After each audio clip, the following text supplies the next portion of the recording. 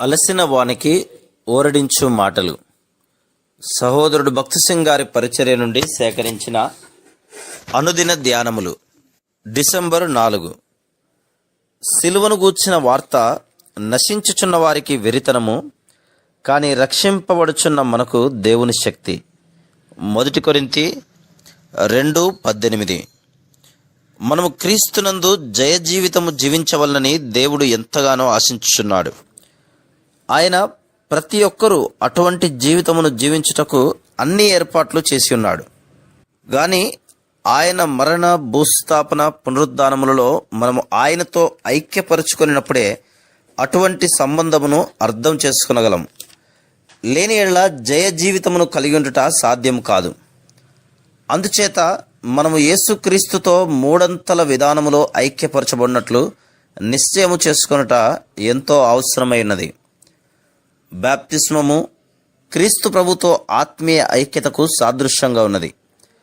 అందుచేత బాప్తిస్మము ఎంతో ముఖ్యమైనది. కొరింథీలోనున్న విశ్వాసులు తమకు అందుబాటులోనున్న అవకాశములను బట్టి ఎంతగానో ఆత్మీయముగా ఎదిగి పరిపక్వత గల క్రైస్తవుల వలె ఎదగవలసింది. కానీ వారింకనూ శిశువుల వలె ఉండి బలమైన ఆహారమును పొందుటకు సిద్ధముగా లేనందున పౌలు వారిని ఈ విధముగా గద్దించవలసి వచ్చెను. మీరు ఇంకనూ పసిబిడ్డలే, పాలను మాత్రమే జీర్ణించుకొనగలరు. వారి ఆత్మీయ జీవితంలో పొరపాటు జరిగింది. ఒకప్పుడు దేవుని వాక్యము వారి యొద్దకు ఎంతో బలముగా వచ్చినను ఇప్పుడు వారు దానిని గ్రహించలేని స్థితిలో ఉండిరి. వారి మధ్య ఆత్మీయ మరియు ఇహలోక సంబంధమైన కలహములు కలవు. వారి మధ్య అసూయ, విభేదములు, జారత్వము కలవని 1 కొరింథీ 3:3, 5:1, 6:1 చెప్పుచున్నవి. వారు బహుగా ఆరంభించిరి, కానీ ఆత్మీయంగా పసిపిల్లల వలె ఉండసాగిరి. నేడు అనేక మంది విశ్వాసుల పరిస్థితి ఇదే విధంగా ఉంది. వారు అనేకమైన పతనములతో ఆత్మీయ గొడ్డుతనము మరియు దేవుని వాక్యములోని మర్మములను అర్థం చేసుకోలేని స్థితిలో ఉన్నారు.